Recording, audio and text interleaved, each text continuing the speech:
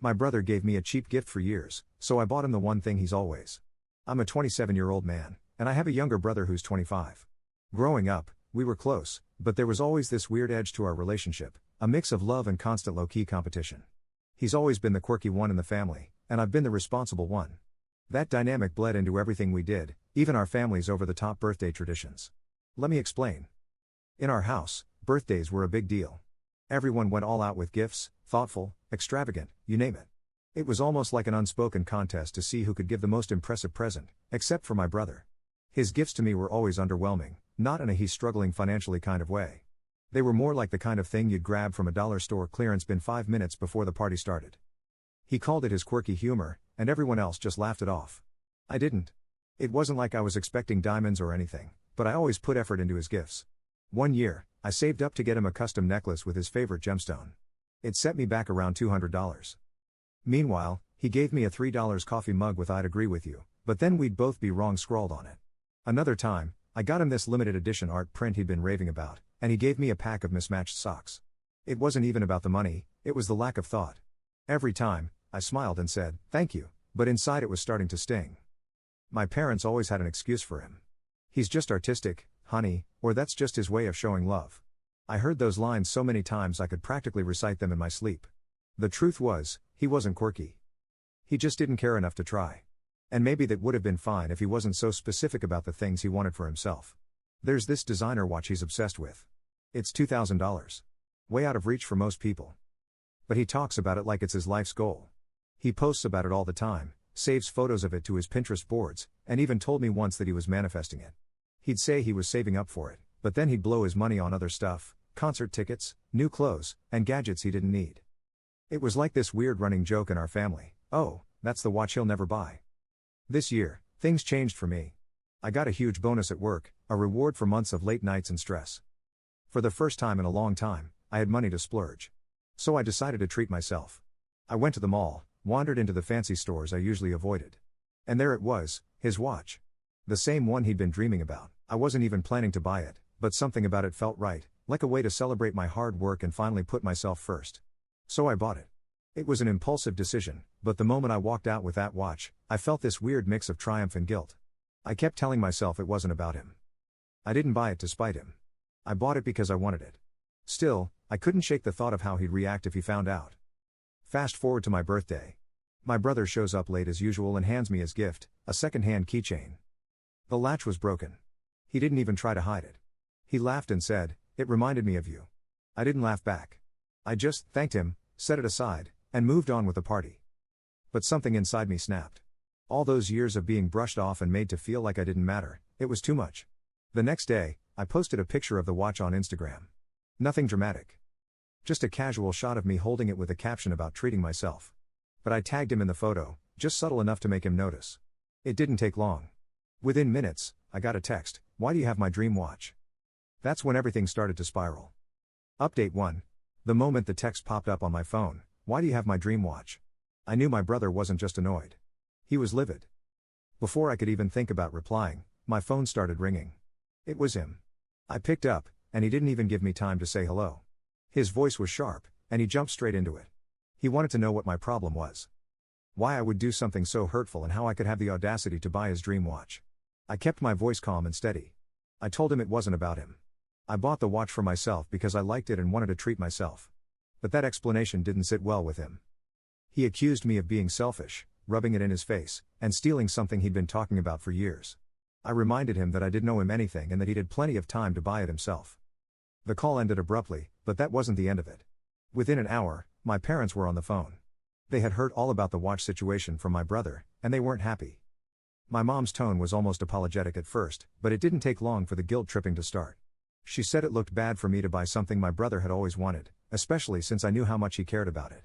My dad chimed in, saying it wouldn't hurt to let him have it as a kind gesture. I stood my ground.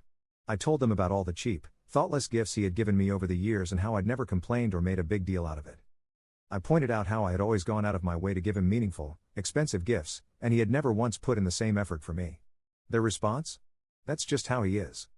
I felt my frustration rising but stayed calm. I explained that the watch wasn't about him. It was something I bought for myself with my own money, and I didn't owe him any explanations. My parents didn't like that answer. They told me I was being stubborn and petty and that family relationships were more important than material things.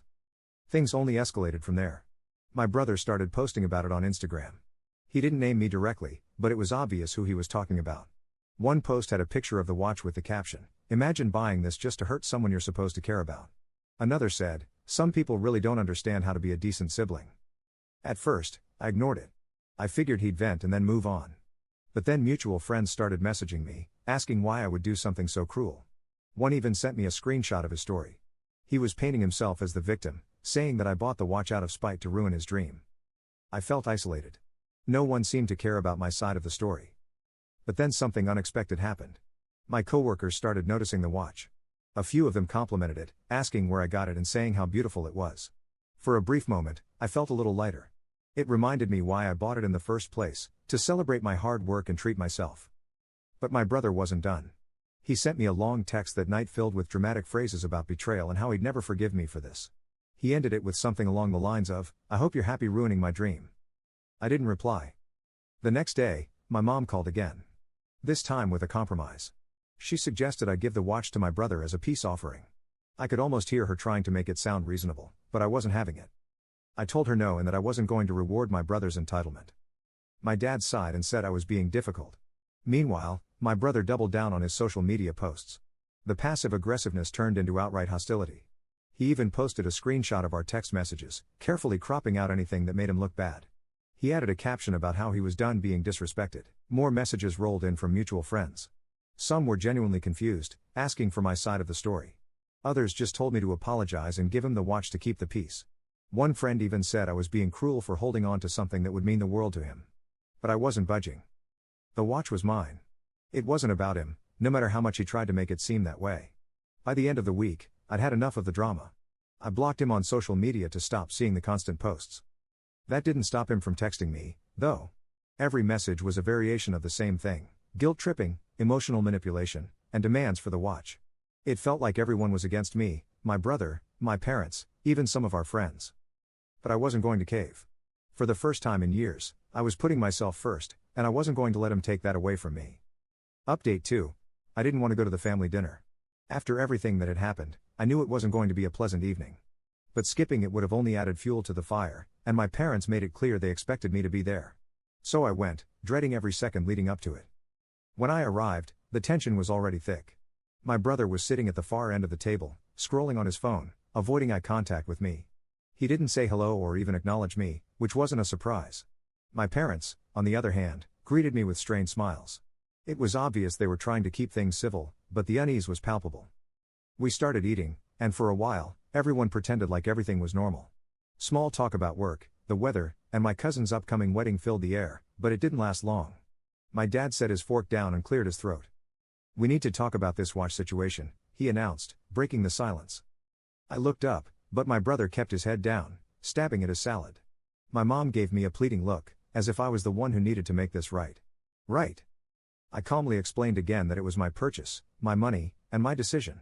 I didn't see why it required anyone else's approval. That's when my brother finally spoke up. His voice cracked, and he burst into tears. He said he'd always felt overshadowed by me. That I'd taken something he dreamed about for years just to make him feel small. He accused me of flaunting my financial success to rub his struggles in his face. He didn't hold back, listing every perceived slight I'd ever committed against him, all tied back to this one designer watch. I waited for him to finish before pointing out the facts. He'd had plenty of time to save up for the watch if it was so important to him, but instead, he'd spent his money on other things: trendy clothes, concert tickets, expensive dinners with friends. I reminded him that I had worked hard for my money and that this purchase wasn't about him at all. It was a reward for myself, and I wasn't going to apologize for that. My parents didn't like that response. They said I was being harsh and that I should consider how my actions affected my brother. My mom chimed in, saying family relationships should come before material possessions. My mom agreed, telling me to apologize and find a way to make things right. That's when I asked a question I'd been holding back for years. I asked if they had ever pressured my brother to reciprocate my thoughtful birthday gifts. I brought up the necklace, the art print, and countless other times I'd gone out of my way to make him feel special only to receive dollar store trinkets and second-hand keychains in return. My dad shifted uncomfortably, saying it was different because my brother was younger and not as financially stable. My mom added that he had a more artistic way of expressing himself, as if that excused everything. The room went silent after that. My brother stormed out, muttering something about how I was toxic and impossible to deal with. My parents didn't try to stop him. My dad just sighed and told me that I should have handled things differently. My mom shook her head, clearly disappointed. I finished my meal in silence and left as soon as I could, but the drama didn't end there. By the next morning, the rest of the family had heard about the argument. My brother wasted no time spreading his version of events, conveniently leaving out the years of one-sided gift-giving and entitlement. My phone started buzzing with messages from relatives, most of them siding with him. One cousin sent me a long message about how family should always come first and how giving him the watch could be a gesture of love that might repair the relationship. I didn't respond. Another cousin, to my surprise, said she thought I was in the right and that my brother needed to grow up. Still, the overwhelming majority painted me as the villain. I decided it was time to take a step back.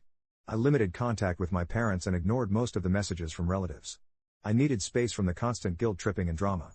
My brother had made it clear that he wasn't interested in seeing things from my perspective, and my parents were too busy trying to keep the peace to hold him accountable. For now, I'm keeping my distance. The watch drama might have started as a small disagreement, but it's turned into something much bigger, a spotlight on years of unequal treatment and unspoken resentment. I'm not sure where things will go from here, but one thing's certain, I'm done being the only one expected to compromise. Update 3. The fallout reached a new level when my brother took the drama to the next logical place, social media. He posted a lengthy Instagram story complete with dramatic captions, carefully chosen emojis, and a curated narrative that painted me as the villain. He called me a greedy sibling who bought his dream watch out of spite and accused me of deliberately crushing his dream. There were even screenshots of text exchanges, of course cropped to make him look like the victim, and a photo of the watch with a caption about how it symbolized everything wrong with certain people. At first, I rolled my eyes and tried to brush it off, but his story started gaining traction. Friends of friends were commenting, strangers were chiming in, and before I knew it, the post had gone semi-viral within his circle. I started getting messages from random people calling me petty, selfish, and worse. Some even tagged me in their replies to his story, adding fuel to the fire. It didn't take long for the hate to get overwhelming.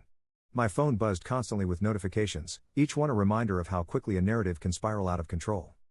I thought about posting my side of the story, laying out the years of one-sided gift-giving, the entitled attitude, and the truth behind why I bought the watch. I even drafted a long post complete with receipts, literal and metaphorical, but I deleted it before hitting send. Feeding into the drama wouldn't solve anything. Instead, I vented to a close friend who had been following the situation from the start. She listened patiently, then gave me the best advice I'd heard in weeks: ignore the noise. She reminded me that most of the people piling on didn't know the full story and probably didn't care too.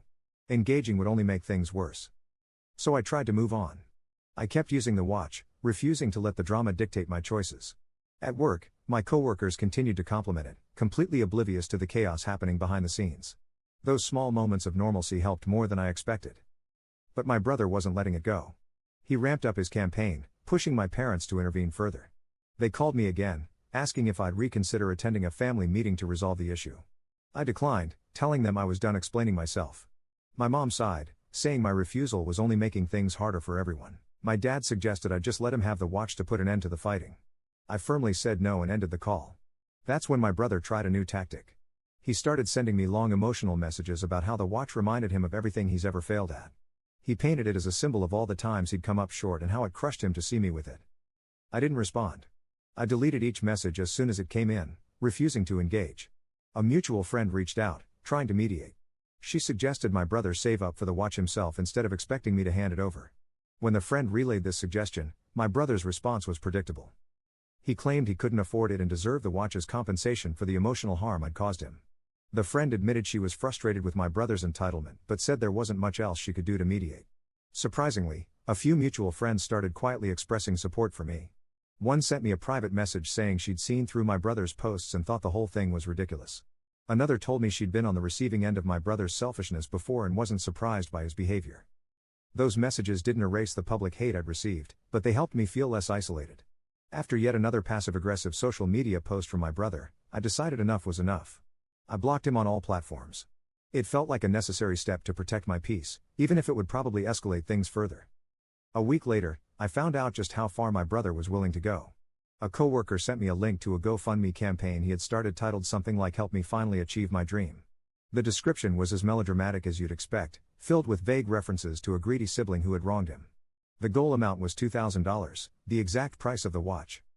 The campaign had only raised a few $100s by the time I saw it, mostly from extended family and his friends. Some of the comments were downright ridiculous, talking about how they hoped he'd finally find happiness and overcome this cruel injustice. One relative even tagged me, writing, "I hope you're happy now." I considered reporting the campaign for spreading misinformation, but ultimately, I decided it wasn't worth the effort. Watching him resort to crowdfunding for something he could have saved for himself felt like validation in its own way. I forwarded the link to the mutual friend who had tried mediating, and her response was a mix of disbelief and laughter. For now, I'm staying out of it. If my brother wants to turn a watch into the hill he dies on, that's his choice. But I've made mine, and I'm not budging. Update 4. The GoFundMe was gaining traction, though not in the way my brother probably hoped. By the time I checked again, it had raised about $400. Most of the contributions were from our extended family with supportive comments like "keep chasing your dreams and we believe in you." It was both ridiculous and exhausting to watch. One of my coworkers sent me the link, asking if it was real. They'd stumbled across it through a friend of a friend and recognized my brother's name. The campaign's description was carefully worded, but anyone who knew the story could tell who it was about. It painted me as a privileged sibling who'd taken his dream away out of spite, though he never mentioned me by name. I wasn't sure whether to laugh or scream. On one hand, it was almost comical how far he was taking this. On the other, seeing him twist the narrative to get sympathy and money was infuriating. I considered reporting the campaign, but I decided against it. Drawing more attention to it wasn't worth it. Then, out of nowhere, my brother sent me a message. After all the blocking and ignoring, he found a way to contact me. He asked me to promote his GoFundMe on my social media to help him reach his goal. I didn't even bother responding. The sheer entitlement was beyond anything I'd seen from him before. My refusal to engage set off another wave of family drama. My parents called, asking why I couldn't just help him out. They argued that it wasn't a big deal to share the link, especially since he clearly cared so much about the watch. I told them I was done entertaining the topic. If they wanted to support him, that was their choice, but I wasn't going to be part of it. Not long after, I received a surprising message from a distant relative. They apologized for contributing to the GoFundMe and said they'd realized they were enabling my brother's behavior. They admitted that my brother had a history of making himself out to be a victim and that this situation had finally made them see it. It was a small win, but it felt significant. Despite his best efforts, the GoFundMe didn't take off the way my brother probably expected. After 2 weeks, it stalled out at just under $600. Family members who had contributed stopped sharing the link, and strangers lost interest. He deleted the campaign quietly, without fanfare or explanation. With the GoFundMe behind us, I noticed a shift in the family dynamics. Some relatives who had been firmly on my brother's side started questioning his actions. A few reached out to me, saying they hadn't realized how one-sided the situation was. My parents, however, were still firmly in his corner.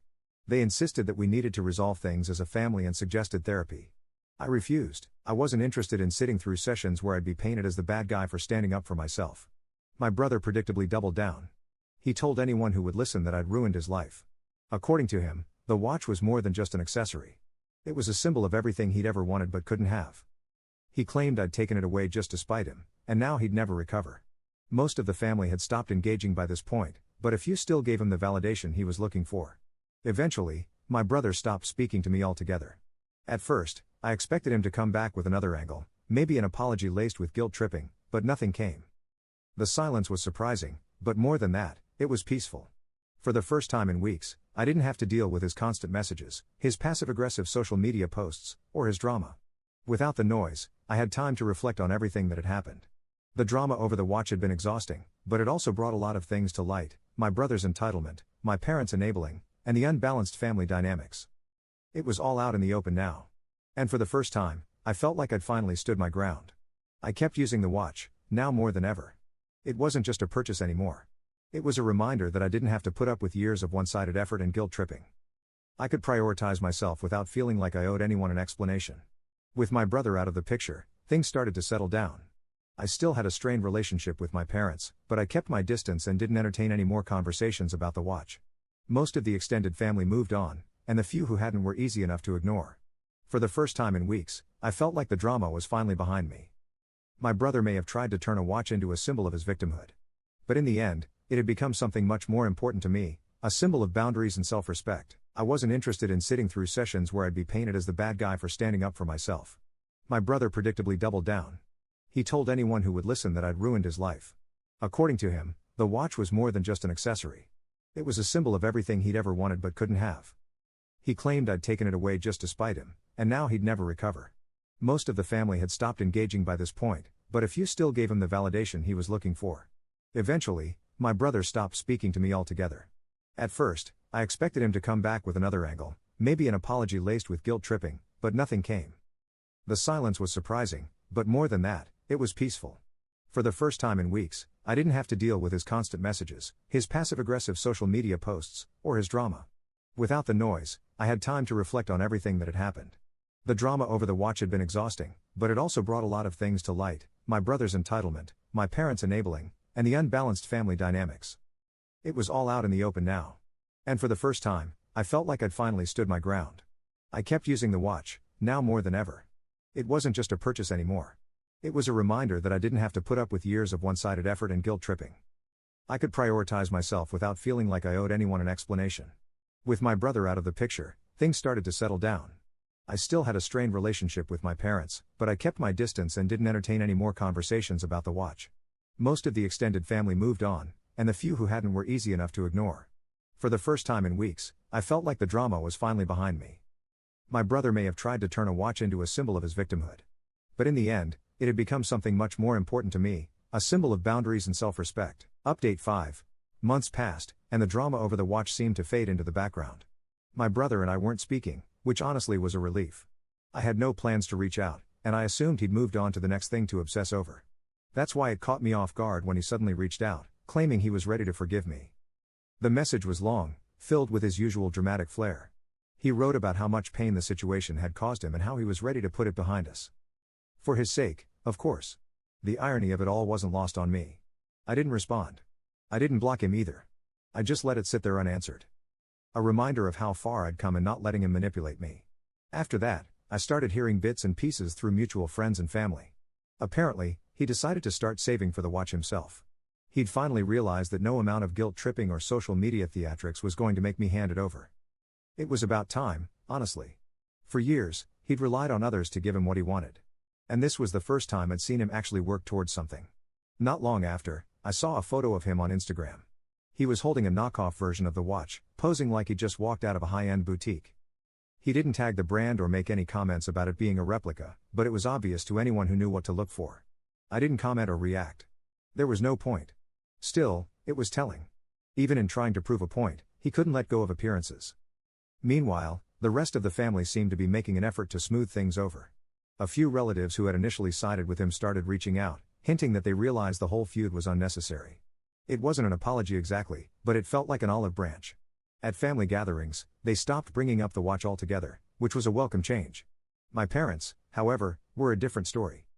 One night, my dad called and admitted they might have handled the situation poorly. He said they'd been trying to keep the peace and hadn't realized how much they were enabling my brother's behavior. But then he pivoted, asking if I'd consider apologizing to move forward. I politely refused. I told him I wasn't holding a grudge, but I wasn't going to apologize for standing up for myself. Respect had to go both ways. Around this time, I noticed something else. The gifts I received from family members started to change. Birthdays and holidays came with thoughtful, meaningful presents, almost like they were trying to make up for years of imbalance. I didn't bring it up or ask why, but it was hard not to notice the shift. Whether it was guilt or genuine effort, I wasn't complaining. As for my brother, he eventually did buy the watch. I saw it in another Instagram post, this time, the real thing. There was no acknowledgement of the drama that had surrounded it. No nod to the months of chaos it had caused. He simply posted a photo of himself holding it, captioned with something generic like "finally." It was very on brand for him to act like the whole thing had never happened. By then, though, I didn't care. The watch had stopped being a point of contention and started being something else entirely. A reminder of why I needed to set boundaries. Every time I used it, it felt less like a luxury purchase and more like a symbol of the decision to prioritize myself. It wasn't about the money or the materialism. It was about taking back control of my life. My brother stayed distant after that, though not in a hostile way. He didn't go out of his way to avoid me, but he also didn't make an effort to reconnect. At family events, we kept things civil, sticking to surface-level conversations about work and mutual acquaintances. The dramatic outbursts and passive-aggressive comments were gone, replaced by a kind of awkward neutrality. Mutual friends also stopped bringing up the incident. It was like everyone silently agreed to let it fade into the past. No one wanted to relive the months of social media wars and family tension, least of all me. I was just glad to leave it behind. The last time I thought about the whole ordeal in any real detail was during a work trip.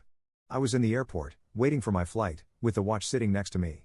A stranger complimented it, asking where I'd gotten it. I thanked them, smiled, and gave a simple answer. It didn't cross my mind to mention the months of chaos it had caused. To me, it was just a watch again. Albeit one with a lot of history. Looking back, I'm proud of how I handled everything. It wasn't easy, but standing my ground was worth it. For the first time in a long time, I put myself first. And I didn't let guilt or drama pull me back. That, more than anything, is what I'll take away from this experience.